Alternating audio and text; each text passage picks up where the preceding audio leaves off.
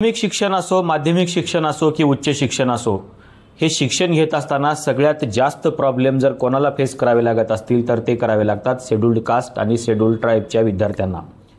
त्यातल्या त्यात शेड्यूल्ड कास्टच्या विद्यार्थ्यांना आणि त्यात जर एखादी व्यक्ती शेड्यूल्ड कास्टमध्ये जर बौद्ध असेल तर त्या व्यक्तीला सगळ्यात जास्त प्रॉब्लेमला फेस करावा लागतो, कारण अशा विद्यार्थ्यांना कुठलेही महाविद्यालय, कुठलीही शाळा प्रवेश द्यायला सहजासहजी तयार होत नाही। त्याची कारणं वेगवेगळी आहेत। हा जातीवाद आहे, हे डिस्क्रिमिनेशन आहे, त्याच्यापेक्षा देखील पलीकडे जाऊन आणखीन काही कारणं त्याच्यामध्ये आहेत। मग या कारणांना फेस कसं करायचं हा प्रश्न या सगळ्याच विद्यार्थ्यांच्या समोर असतो आणि म्हणून बऱ्याच विद्यार्थ्यांचे फोन येतात की सर, आज मला ॲडमिशन घ्यायचं आहे पण महाविद्यालय माझ्याकडून पूर्ण फीस मागत आहे। अर्थातच एखाद्या प्रोफेशनल कोर्सला जर तुम्ही ॲडमिशन घ्यायला गेलात तर तिथली प्रोफेशनल कॉलेजची फीस भरायला त्या विद्यार्थ्याकडे पैसे नसतात। खरं तर त्या कॉलेजची जे काही प्रोफेशनल फीस आहे किंवा ट्युशन फीस आहे ती फीस भरणं हे गव्हर्नमेंटचं काम आहे आणि ती फीस आपल्या जी स्कॉलरशिप आहे त्या स्कॉलरशिपमधून दिली जाते। पण सध्या अनेक महाविद्यालये अशी आहेत जे सुरुवातीला या विद्यार्थ्याकडून पैसे घेतात आणि पुन्हा त्याला सांगतात की स्कॉलरशिप जी आहे ती तुझ्या अकाउंटवर जमा होणार आहे। असं काहीही नसतं।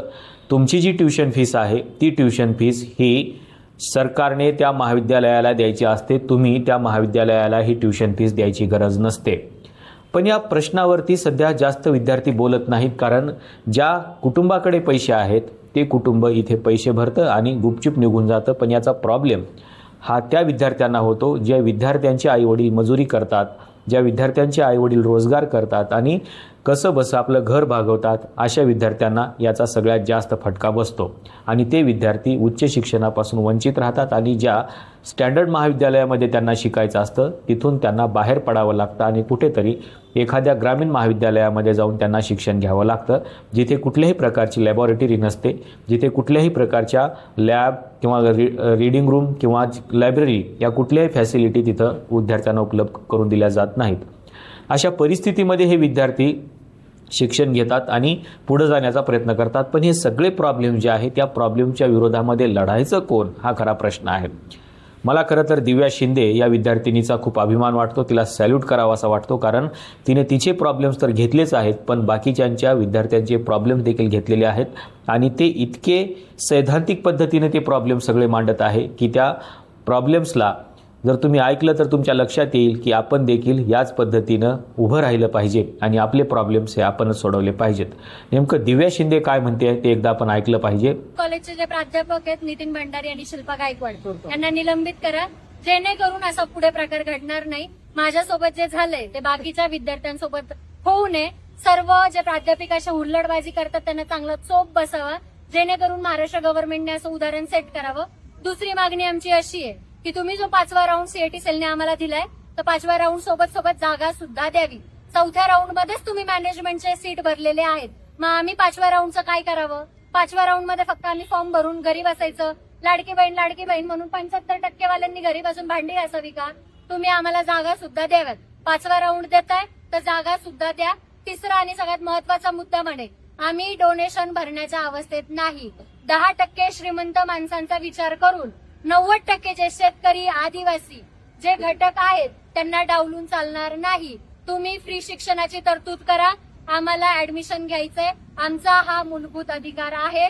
तुम्ही आमच्याकडून डोनेशन मागू शकत नाही आणि जे जे कॉलेज डोनेशन मागतात त्यांच्यावरती महाराष्ट्र गव्हर्नमेंटने कायदेशीर कारवाई करत। मला फालतूचं कारण दिलं, मला फालतूच्या कारणावरून मला सांगितलं माझं ऍडमिशन होणार नाही। त्यांना जेव्हा मी सांगितलं मला लेखी द्या, त्यांनी लेखी दिलं नाही। इव्हन इथले जे शिक्षण अधिकारी आहेत ते सुद्धा मला बोलले की तुझ्या डॉक्युमेंट्स मध्ये काहीही चूक नाही। डॉक्युमेंटमध्ये चूक तेव्हा झाली असती जेव्हा मी डॉक्युमेंट्स वेगळे भरलेत आणि फिजिकल डॉक्युमेंट्स मी दुसरे दिलेत, ही डॉक्युमेंट्स मधली चूक असते। कन्व्हर्जन लेटरला डॉक्युमेंटचा दर्जा नाहीये। कन्व्हर्जन लेटर हे हाताने मी भरून दिलेलं आहे, जे की मी क्लेम करते की मी ग्रॅज्युएशनला एवढे पर्सेंटेज क्लेम करते आणि सीएटी सेलचे जे मार्क्स असतात त्याच्यावरून तुम्हाला लॉ कॉलेजला ऍडमिशन भेटतं, ना की तुमच्या ग्रॅज्युएशनच्या मार्क्सवरून। सगळ्यात महत्वाचा मुद्दा हे विद्यार्थ्यांसाठी सांगते, कन्व्हर्जन लेटर डॉक्युमेंट नाही। आणि एखादा कॉलेज जर तुम्हाला सांगते की तुझ्या ह्या डॉक्युमेंट्स मध्ये चूक आहे, सीएटी सेलने आमचे डॉक्युमेंट्स व्हेरीफाय करूनच आम्हाला 4 राऊंडला अपियर केले आणि जर तुम्ही असं म्हणत असाल की सीएटी सेल कुणाचे पण डॉक्युमेंट्स व्हेरीफाय करतं. मग मी उद्या माझा मृत्यूपत्राचा दाखला तिथं भरला तर सीएटी सेल त्याला व्हेरीफाय करील का, याचं उत्तर सरकारने सीएटी सेलनी आणि कॉलेजेसने मला द्यावं. सीएटी सेल कुणाचेही डॉक्युमेंट्स व्हेरीफाय करत नाही. प्रॉपर व्हेरिफिकेशन येऊनच तुम्हाला तिथं बसवलं जातं, तुमचे राऊंड्सला अपियर केलं जातं. फालतूचे कारण देऊन तुम्ही प्रस्थापित आहे, तुमच्यावरती कुणी हात टाकणार नाही, अमुक नेत्याचं कॉलेज आहे, ह्या भ्रमात राहू नका. आम्ही विद्यार्थी आहोत, आंदोलन करण्याचा अधिकार संविधानाने आम्हाला दिलेला आहे. ही न्याय व्यवस्था आमच्यासाठी आहे. गव्हर्नमेंट जर आमच्या बाजूनी अधिकार देत नसेल किंवा निर्णय देत नसेल तर गव्हर्नमेंटनी सरळ सरळ सांगावं की आम्ही डोनेशन एक्सेप्ट करतोय, असा GR काढावा की हा डोनेशन घेणं लिगल आहे. हा प्रॉब्लेम काही एकट्या दिव्या शिंदेचा नाही, हा प्रॉब्लेम महाराष्ट्रातल्या अनेक विद्यार्थ्यांचा आहे. अनेक विद्यार्थ्यांना शिष्यवृत्ती देखील मिळत नाही. याचं कारण असं आहे की तुमच्या शिष्यवृत्तीचा पैसा हा इतरत्र ट्रान्सफर केला जातो आहे.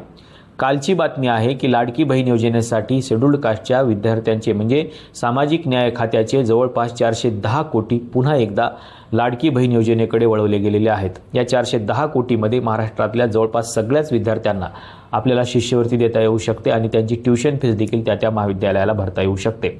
पण सरकार मात्र हा पैसा इतरत्र वळवत आहे, पण ते ज्यांच्या हक्काचा पैसा आहे त्यांना हा पैसा द्यायला तयार नाही. अनेक विद्यार्थ्यांना असे प्रॉब्लेम्स येतात आणि काही महाविद्यालय एखादा विद्यार्थी जरी फीस भरायला तयार असला, त्याच्या हक्कावर बोलू लागला तर त्याला सांगतात की तुझ्या डॉक्युमेंट्समध्ये प्रॉब्लेम आहे.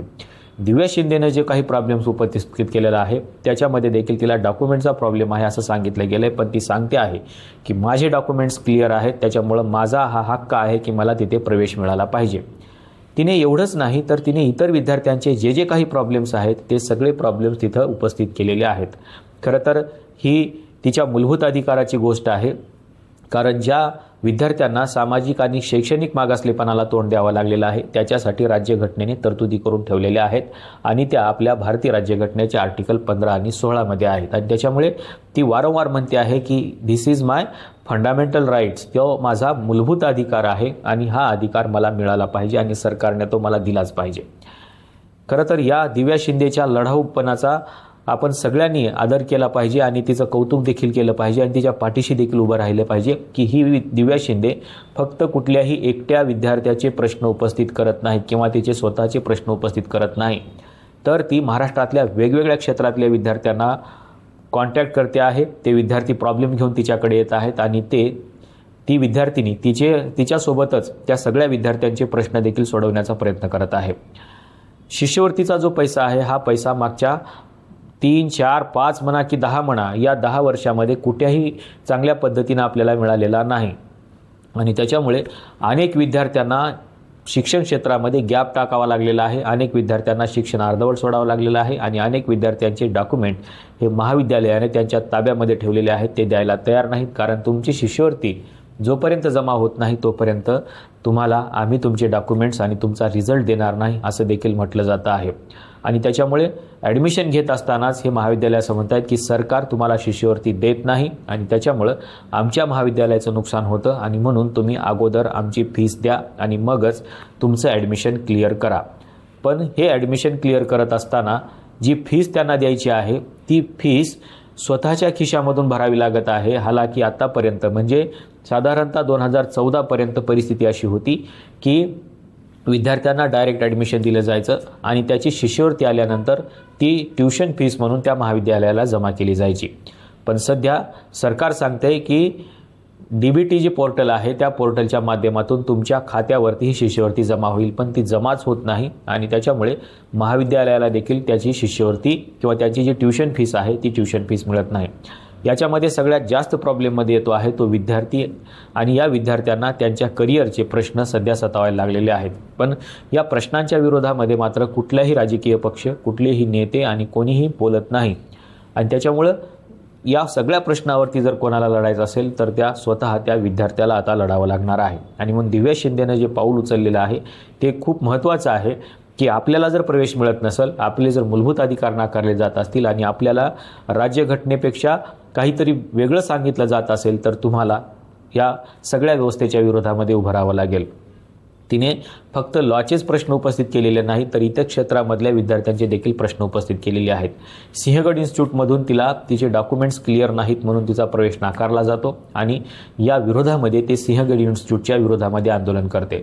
सिंहगड इन्स्टिट्यूटमध्ये जे काही प्रॉब्लेम सुरू आहेत त्या प्रॉब्लेम्सला सोल्युशन काय, तर या प्रशासकांचे सगळ्यांचे राजीनामे घेतले पाहिजेत असं ती सांगते आहे. कारण इथून पुढे कुठल्याही विद्यार्थ्याला या सगळ्या गोष्टींचा त्रास होता कामा नये. असे कितीतरी महाविद्यालय आहेत, कितीतरी इन्स्टिट्यूट आहेत जिथे या विद्यार्थ्यांना अशा प्रकारचा प्रॉब्लेम फेस करावा लागतो आहे आणि त्यांच्या करिअरला इथेच खऱ्या अर्थानं सुरुंग लागतो आहे. आणि म्हणून हे सगळं चिंतेचा विषय आहे की शेड्यूल्ड कास्ट आणि शेड्यूल्ड ट्राईबच्या विद्यार्थ्यांना कुठेतरी बाहेर ठेवायचं, त्यांचं रिझर्वेशन नाकारायचं आणि रिझर्वेशनमध्ये जर ते बसत असतील तर त्यांचं डॉक्युमेंट व्हेरिफिकेशन करायला सांगायचं, डॉक्युमेंटमध्ये त्रुटी आहेत असं सांगायचं आणि जर समजा शेड्यूल्ड कास्टची जागा भरायचीच असेल तर एखाद्या श्रीमंत व्यक्तीला तिथं प्रवेश द्यायचा आणि त्याच्याकडून डाऊन पेमेंट किंवा डोनेशन म्हणून सगळी फीस भरून घ्यायची. खरं तर कुठलेही खाजगी असेल किंवा गव्हर्नमेंट असेल, ज्याला आपण अनुदानित किंवा विनाअनुदानित असं म्हणतो, या दोन्ही महाविद्यालयामध्ये शेड्यूल्ड कास्ट आणि शेड्यूल्ड ट्राईबच्या विद्यार्थ्याने एकही रुपया भरायची गरज नाही. कारण त्याची सगळी ट्युशन फीस ही शिष्यवृत्तीमधून येते आणि सरकारने ती शिष्यवृत्ती देणं बंधनकारक आहे. पण सरकार तुमचा पैसा जर इतरत्र वळवत असेल तर तुम्हाला अशा प्रॉब्लेम्सला फेस करावंच लागणार आहे. आणि म्हणून तुम्हाला जर तुमचे प्रॉब्लेम सोडवायचे असतील तर स्वतः उभं राहा, स्वतः ॲप्लिकेशन द्या, राज्यपालाला लिहा, शिक्षण मंत्र्याला लिहा, राष्ट्रपतीला लिहा, वाटलंच तर तुम्ही सुप्रीम कोर्टाला एखादा अर्ज करा. पण तुम्ही तुमच्या या प्रॉब्लेमच्या विरोधामध्ये उभं राहा, लढा, तरच तुम्हाला न्याय मिळणार आहे. आता तुम्हाला वाचवायला कुठलेही डॉक्टर बाबासाहेब आंबेडकर येणार नाही. त्याच्यामुळे स्वतःलाच आपण डॉक्टर बाबासाहेब आंबेडकर आहोत असं समजा आणि या शिक्षण व्यवस्थेच्या विरोधामध्ये उभं राहा आणि तुमचं शिक्षण कंप्लीट करा. दिव्या शिंदे ज्या पद्धतीनं लढते आहे तीच गोष्ट आपल्याला देखील स्वीकारावी लागेल आणि दिव्या शिंदेसारखंच लढावं लागेल. तुर्तास दिव्या शिंदेला आपला सॅल्यूट आहे आणि ती ज्या पद्धतीनं लढते आहे तिला आपला पाठिंबा देखील आहे. आपल्याला नेमकं दिव्या शिंदेच्या या लढाऊ बाण्याबद्दल काय वाटतंय सांगायला विसरू नका. तुम्हाला जर असे प्रॉब्लेम्स आले तर तुम्ही लढायला तयार आहात का हेही सांगायला विसरू नका. आजच्या व्हिडिओमध्ये आपण इथेच थांबूया. धन्यवाद.